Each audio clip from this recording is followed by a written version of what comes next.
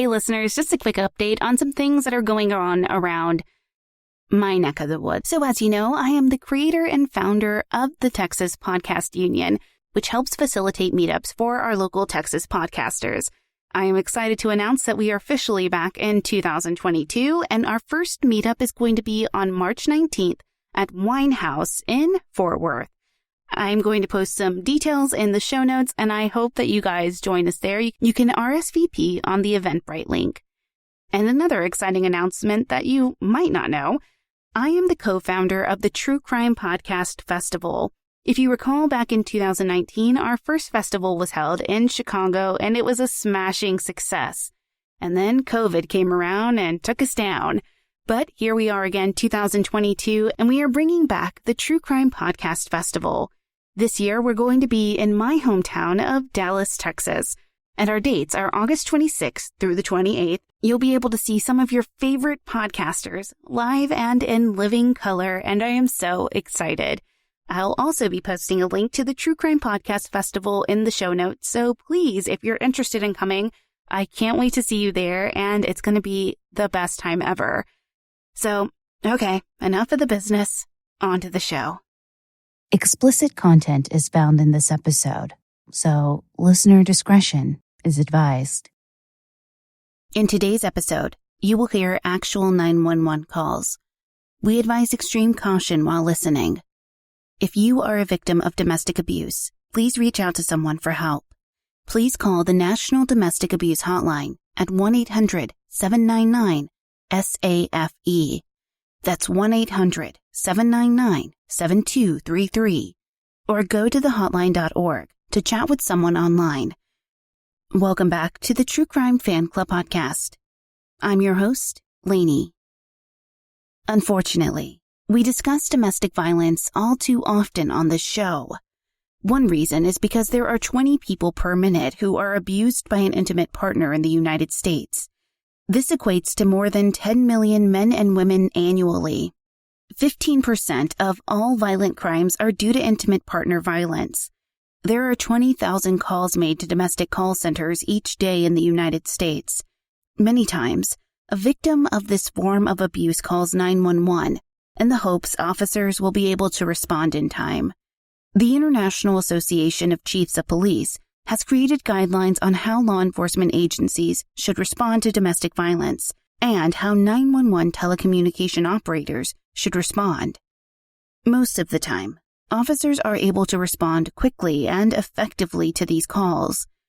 But sadly, there are times that the violence plays out on the 911 call with fatal consequences. Okay, on to the show.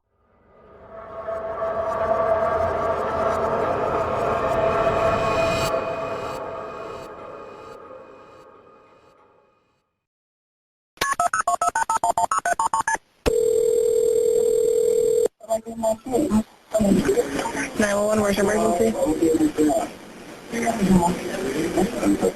911. No, you need to go. Hello? Come on. I want to go. Okay, but no, honey, we're married. So I want you to leave. No, you'll come back another day, another time. Yeah, no, you're going to leave right now. No, I want you to leave. No, you're going to leave. I'm not leaving. Yeah, you need to leave. No, I'm not. Because I have a child here. So you need to do this today. I'm not so kind of you try to tell me several times. So I know you don't care about my son. But I want you to leave. Stand here. Can you please see? Country, okay. What's going on there? Yeah. I just, what, we had a dispute. He wanted to get all his stuff and leave in the middle of the night. He can do this another time. And he can do this tomorrow. But right now, it's like 1 o'clock in the morning. And he's being real disrespectful. This is his wife. Okay. And I just want him to go. He can go. I just want him to leave, but he's not leaving. Yes, but he's not leaving to say his name is on the lease, which is true because he came over here and signed the lease before I did. So I just want him to leave. He can just get his stuff another day, and he can just go. But right now, tonight, it's not tonight. Okay, what's the name of And your this complex? this is the argument that had happened tonight. What's the name of the complex that you live in? Husband's name? Kyle Diallo, Byron. I'm sorry, one more time. Your phone. I'm sorry, ATL. Okay, what's your name, ma'am? Ebony, EDONY. Ebony, what's your last name? It's Byron for right now. It's what? It's Byron, BYRON. Okay. Okay, and where's he at now? He's right here, but you know what? This is not a good time. We just had an argument. He getting all the stuff. Like I said, I just want him to leave before it escalates. Oh, okay. Does he have any weapons on him? No, right now, no. Any weapons in the home? It is. Okay, where's the weapon at? They're in the bedroom. What is it? Okay. I really don't know what it is. I don't know what it is. Is it a gun or is it a knife? What is it? It is. It is a gun. Do you know if it's locked up? No, it's not. Okay. But it's not, it wasn't in play, there was no threat. Hello? Hello?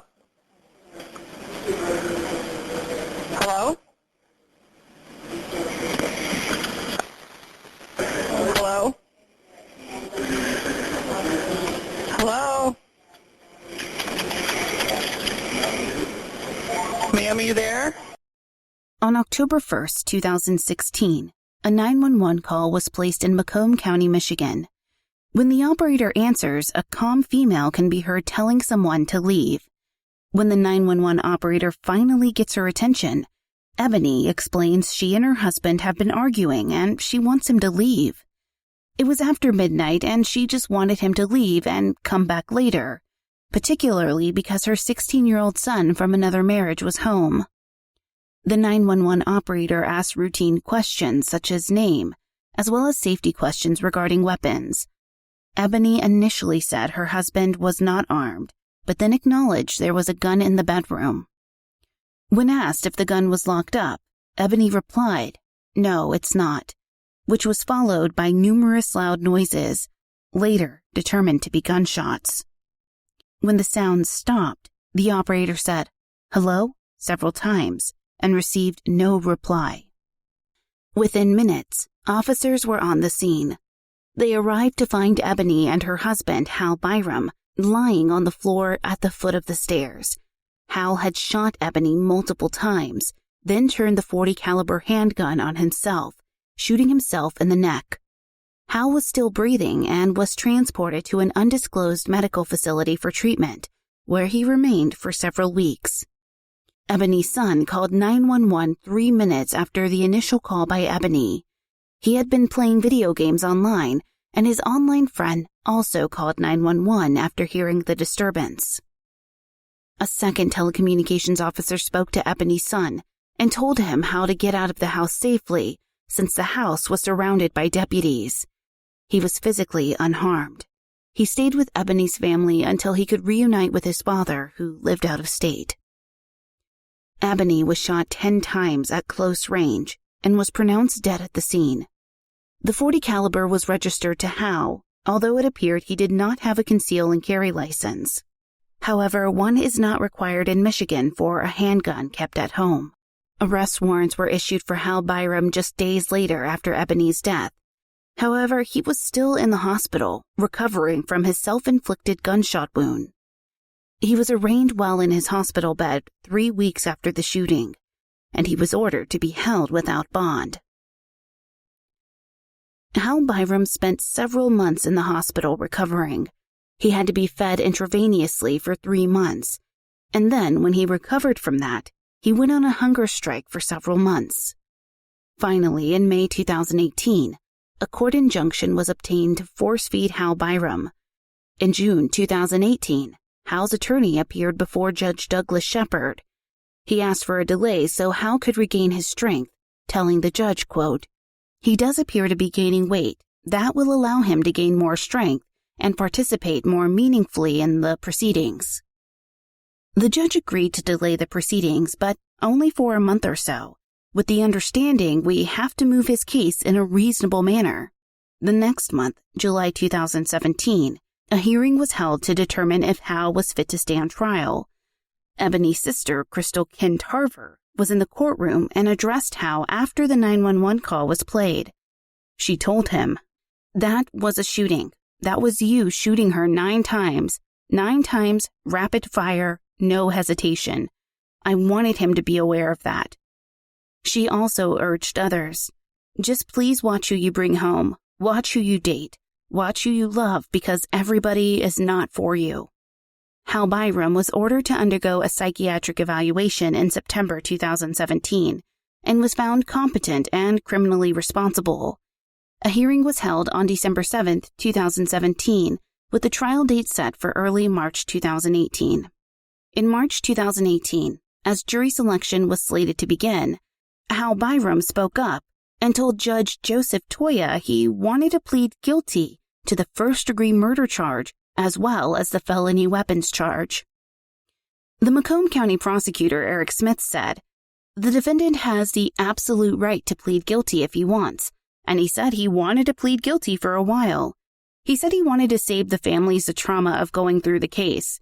It didn't matter to us one way or another, as either way, he will serve the rest of his life behind bars."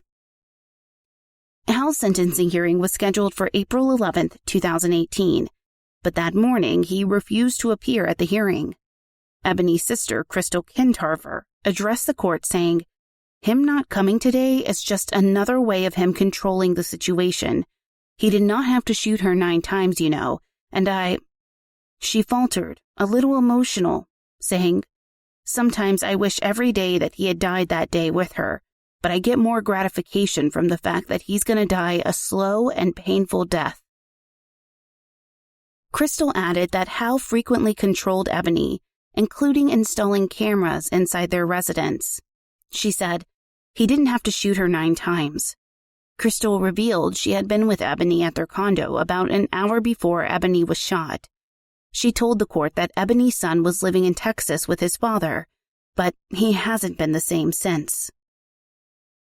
Camry Smith, another one of Ebony's sisters, said, "I know that you didn't want to show up because you know that you hurt my family, and I know that you see that you hurt my family really bad." She sobbed, then regained her composure. "You broke us in many ways that we'll never be able to repair. I just ask that you suffer and that you understand our pain and understand what we're going through." Camry called Ebony a vibrant, compassionate, empathetic person. Hal's attorney had tried to convince Hal to go to court because he believed he could have been found guilty on a lesser charge of second-degree murder, which would have allowed for parole after a number of years. In the days following Ebony's death, their neighbors in their subdivision were shocked to find out that Hal had shot Ebony. The couple, who had only been married for about a year, always seemed to be loving. There were no prior calls about domestic disputes at their residence, and they had lived there for almost 2 years. One of their neighbors said Hal always liked to talk about cars, and they teased each other about who kept their cars the cleanest. Friends and family all said Ebony was smiling and that she was a compassionate and skilled nurse.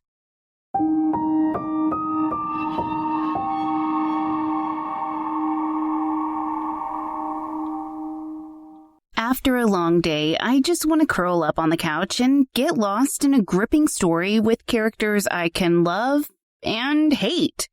Is that too much to ask? Not anymore, thanks to Sundance Now. I always have something to watch that's binge-worthy and that I can be obsessed with. Sundance Now is an ad-free streaming service created by AMC Networks for people who obsess over riveting storytelling and fresh perspectives. They've got shows like the hit British series A Discovery of Witches. I've already watched it. It's amazing. And you are going to absolutely love it. I promise you. It's exactly what I love. It's the perfect mix of a period drama, romance, and an edge-of-your-seat thriller.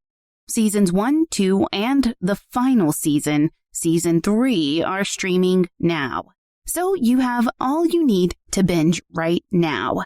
You can stream Sundance Now on all your favorite devices for as low as $4.99 a month. That's the cost of a cup of coffee, maybe even cheaper than your current coffee order. Just download the app or watch online and discover exclusive shows from around the world instantly. I found my next TV obsession on Sundance Now, and you will too. Try Sundance Now free for 30 days by going to sundancenow.com and use promo code TCFC. That's sundancenow.com, code TCFC, for 30 days of free streaming. Sundancenow.com, code TCFC. There's honestly nothing more important than taking care of yourself, because if you're not feeling your best, you can't be your best. Sambucol helps you feel your best with powerful immune support, powered by nature's superfruit, black elderberry. Now listen, I'm a new mom, so I don't have time to feel down and out, so I make sure to incorporate my Sambucol in my everyday life. It has been something really, really important to start off my day. I feel like I'm taking control with Sambucol because it helps support my immune system, and I feel like I'm doing my body good by taking Sambucol every day.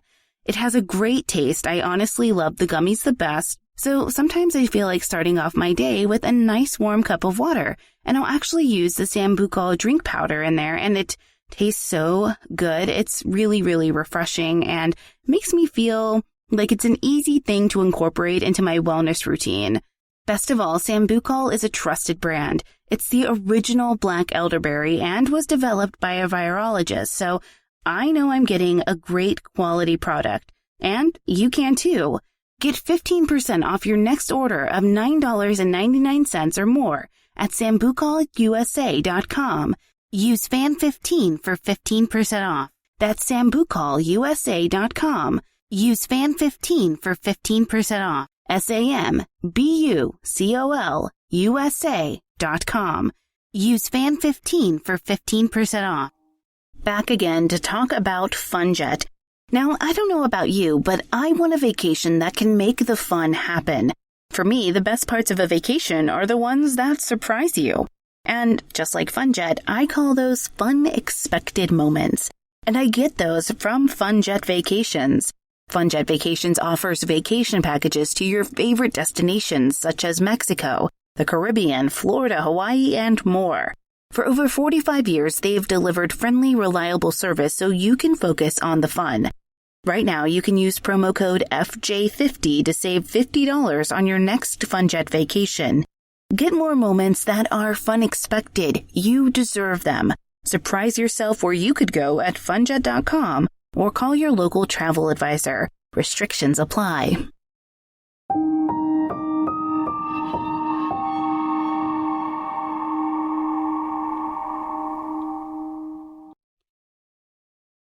The next 911 call is equally horrifying to hear. Although the audio is not very clear, the panic and fear in the victim's voice is evident, while the killer's voice sounds calm and calculating. This isn't the entire call, which is over 17 minutes long, but this is enough to grasp what the last few moments of life were like for Deanna Cook.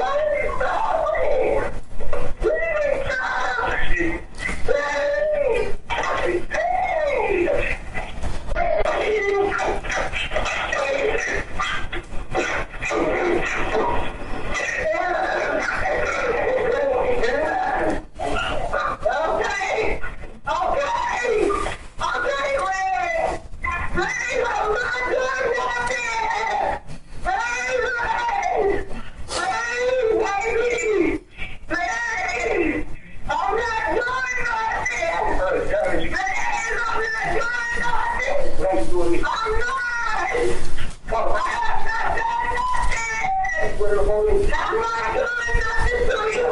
Where the police? No! Please! Where the police? No, why do you keep on doing me? No! Come on! Come on! Not anyway! No! No! Please! Don't get away! Don't get away! Please! Please!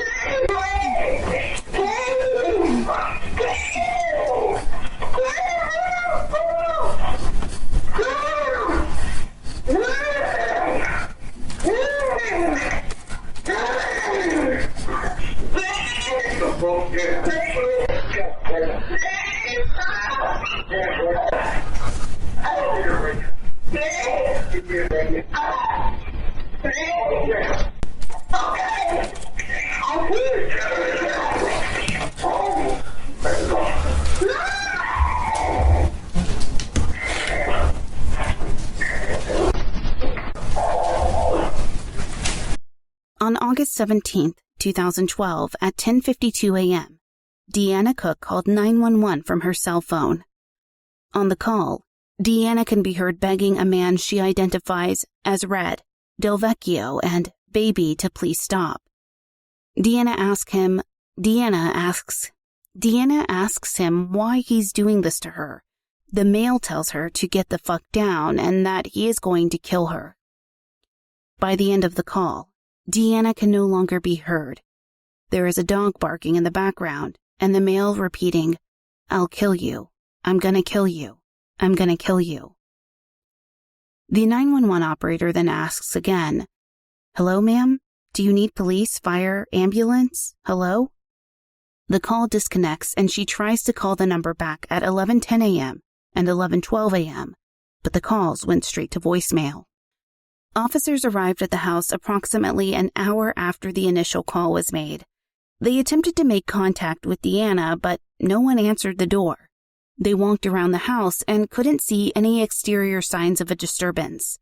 The responding officers tried to call Deanna too, but it continued to go to voicemail. They did not believe there was a reason to make entry into the home, since the call had been a disturbance call and not an offense.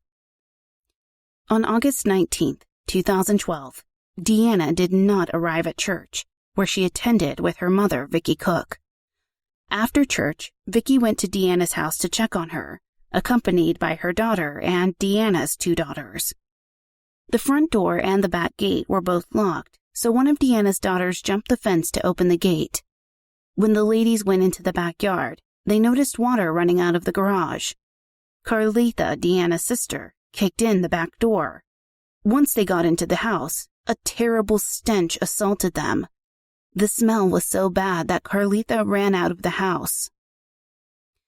Vicky noticed the entire house was flooded, with water over her feet. She also noticed how messy the house was, which was not normal. Deanna kept a very tidy house, but there was stuff thrown everywhere. Vicky went into the bathroom where she saw a shadow behind the curtain, which turned out to be Deanna. The family called 911 and first responders arrived at Deanna's house. One of the first responders was Carl Lumden, who was a Dallas firefighter and paramedic. One of the first things he noticed was the mess in the house and how the carpet and other flooring was soaked. Water was actually running out of the house and into the street. Carl went into the bathroom and observed Deanna's body and knew that she was beyond medical help.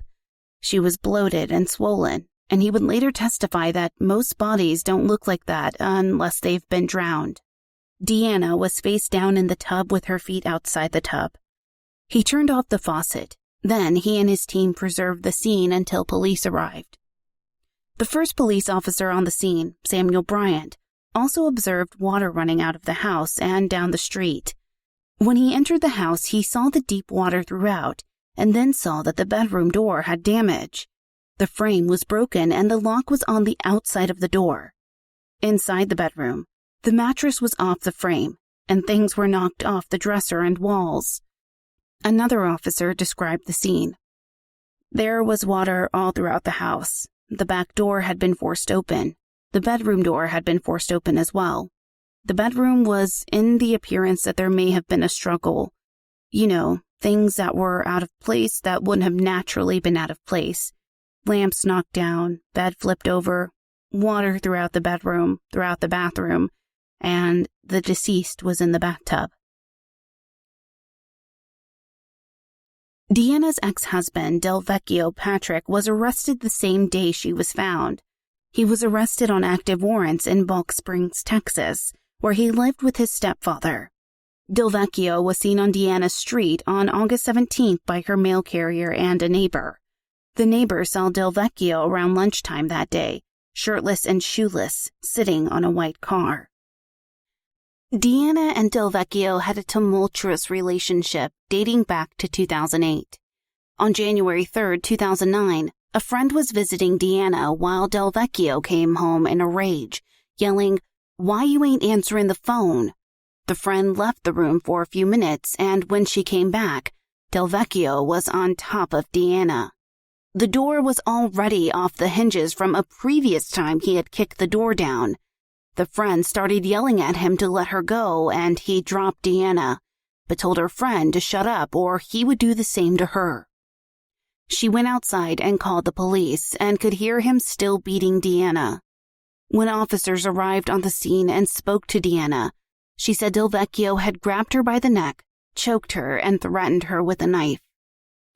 Officers noted finger marks on her neck and her raspy voice. Deanna said she wanted a protective order, and officers gave her a family violence package.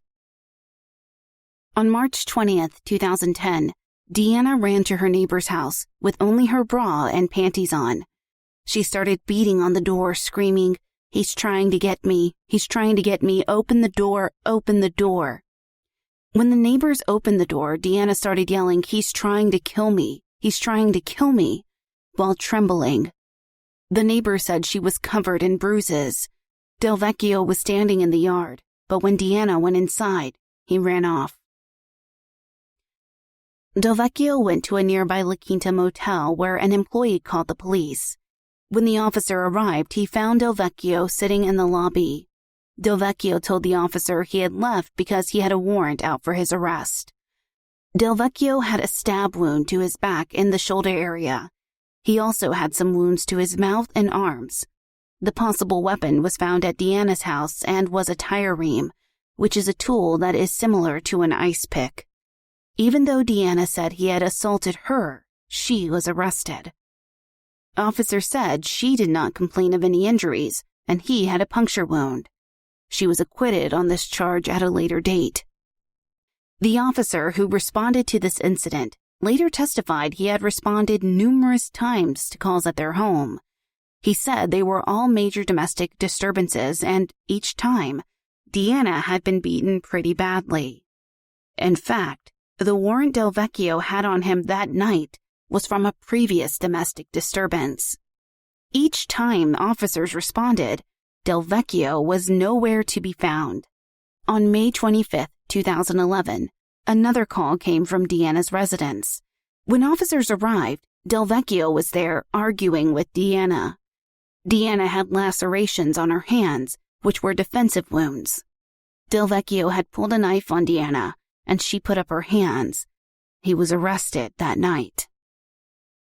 On July 28, 2012, Deanna called 911 and asked for officers to remove Del Vecchio from her neighborhood. This was a second call that day for the same thing.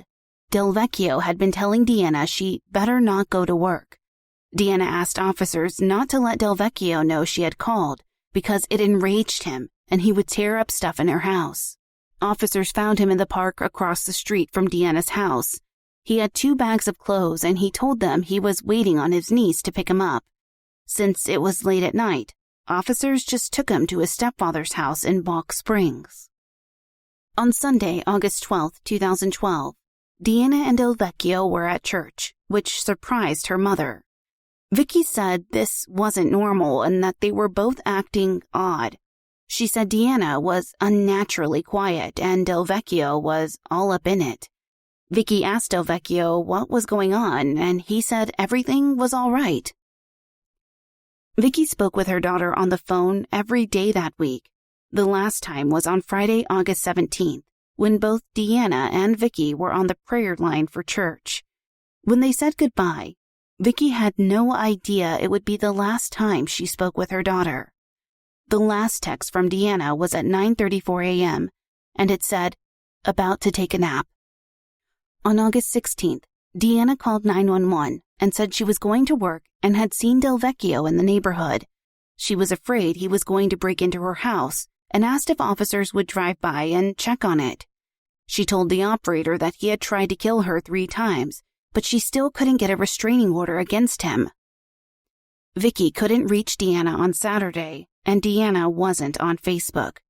This was unusual because Deanna stayed on Facebook all the time. Del Vecchio reached out to Vicky on Saturday night and said that he had seen Deanna on Wednesday night and that he had sent his homeboys to Deanna's house, but she didn't answer. He called Vicky again on Sunday morning before church and said this time that he had seen Deanna on Thursday night. He repeated the statement that he had sent friends over to check on her. No one answered, but the dog was barking. On August 17th, 164 calls had been made from the landline at Del Vecchio's stepfather's house to Deanna's cell phone. Deanna's cell phone hit tower 559 during the 911 call, but after the call, it hit 3 other towers. Her phone was never found. The autopsy on Deanna was conducted on August 20th, 2012. Deanna's remains had decomposed a great deal before being found, and fluid only remained in her chest cavity for samples. PCP and alcohol were found in the fluids, but the levels had degraded, so it was hard to tell how intoxicated these substances would have made Deanna. However, the medical examiner did not believe the PCP played a role in her death. It was revealed at Del Vecchio's trial that Deanna had used PCP since her teen years. Experts testified that PCP can cause hallucinations, delusions, violent behavior, suicidal thoughts, bizarre behavior and thoughts, and even death in some situations. The PCP was the defense's strategy.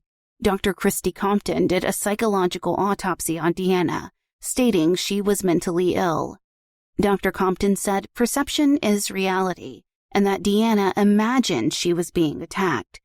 However, this expert opinion could not explain who the male was on the 911 call, who responded when Deanna called Del Vecchio. During the trial, Del Vecchio flipped off Deanna's daughter as she spoke, then laughed at one of her sisters as she read an impact statement. After 3.5 hours of deliberation, the jury found Del Vecchio Patrick guilty of murder. The following week, they sentenced him to 85 years in prison, with the possibility of parole after 30 years. The handling of the horrific murders of Deanna and Ebony could not be more different. In Ebony's case, officers were on the scene within minutes. In Deanna's case, there were multiple violations of 911 call center policy, and officers who responded to the disturbance had no haste in mind. The 911 supervisor during that time had left the room, against policy. The call taker who answered Deanna's call had the title of call taker, and so a senior call taker assisted her with the call. Deanna, not surprisingly, did not provide her address on the 911 call, so the call takers had to triangulate her location using cell towers. However, the street name and block range did appear on the call center screen, which could have been used to dispatch officers to the area while an address was located. It was 10 minutes into the call before the information was passed along to police dispatch with the note, urgent, but neither the call taker nor senior call taker contacted police dispatch with the information that someone be dispatched immediately. The call taker also later said she couldn't hear anything because of other noises in the call center. The senior call taker advised her to disconnect from Deanna's call and call her back, but of course, did not receive an answer. When the call was received by police dispatch, even though it was marked as urgent, the dispatcher put the call out as a volunteer call. 2 officers accepted the call, then, while en route, took a burglar alarm call. After that, they decided to stop at a 7-Eleven and asked dispatch to remove them from the Cook call. They also worked on a previous incident report. Dispatch misunderstood, and eventually, without lights or sirens, about an hour after Deanna first made the call, the two officers arrived at Deanna's house. They knocked on the door and looked around the front of the house, but did not peer into any windows or make much of an effort because they heard Deanna's two dogs barking, Chihuahuas. On Sunday, when Deanna's mother went to the house and could not get in, she contacted 911 for assistance. That 911 call taker told Vicky that the Dallas Police Department would not respond and said Vicky would have to contact jails and hospitals to look for Deanna. 12 minutes after this first call, Vicky called 911 again and spoke to a different operator who advised her to exit the building and wait on first responders. On August 25, 2012, at a community meeting in South Dallas, Police Chief David Brown admitted that the Police Communication Center had caused Deanna's death by saying the 911 operator obviously failed at that, and it cost the life of Miss Cook. Mayor Rawlings admitted, "Our safety net wasn't there for her." The initial call taker on Deanna's call was suspended. The supervisor that night was reprimanded, and the operator Vicky spoke with seeking assistance for her missing daughter was fired. Deanna's murder brought to light the fact that the Dallas call center had inadequate technology, poor operations, inadequate training, insufficient staffing, and insufficient disciplinary procedures. There were 90 positions in the call center at the time of Deanna's death, but only 64 of these were filled. Many operators were working overtime to try to fill in shifts. Moreover, Chief Brown admitted officers respond to critical calls within 6 minutes, but it took at least 50 minutes for officers to arrive at Deanna's house. Her call was not taken seriously. After her death, changes were implemented in hiring procedures, technology, and training. Vicky Cook, her daughter, and granddaughters filed a lawsuit against the city of Dallas for their improper response that led to Deanna's death. As of this writing, there does not appear to be a resolution to the suit. It was initially decided that the city of Dallas was immune from prosecution, but the case went to the Court of Appeals where it was likely stalled due to COVID-19. Listeners, I know that domestic violence calls and cases are very difficult to hear, but as a survivor of seeing and witnessing domestic violence and my mother being a survivor of domestic violence, I think it's important to know and hear these stories so that you can understand the impact that domestic violence has on families as a whole. To this day, I'm still triggered by things that happened to my mother, and I'm sure my mother is too by the abuse that she endured. All that to say, I know that this episode was likely difficult for you to hear, but I hope that it encourages you to reach out to your friend who might need some help and give them the resources when they're ready. Thank you for listening. If you enjoyed this episode, please leave a positive review and rating on Apple Podcast or your podcast player of choice. It really does help. You can find us on most social media platforms, Twitter at TCFCPod, Facebook.com/TCFCPodcast, Instagram at True Crime Fan Club Pod, and of course, our website is TrueCrimeFanClub.com. If you have an episode request, send us an email, tcfcpod@gmail.com. This episode was researched and written by Susie St. John, content editing by Brittany Martinez, and this time edited by me, Lainey, at True Crime Fan Club Podcast because I was a little late in submitting this episode to Neeks at We Talk of Dreams, who is still the most amazing person in the whole entire world. So follow him on Twitter at We Talk of Dreams or WeTalkOfDreams.com.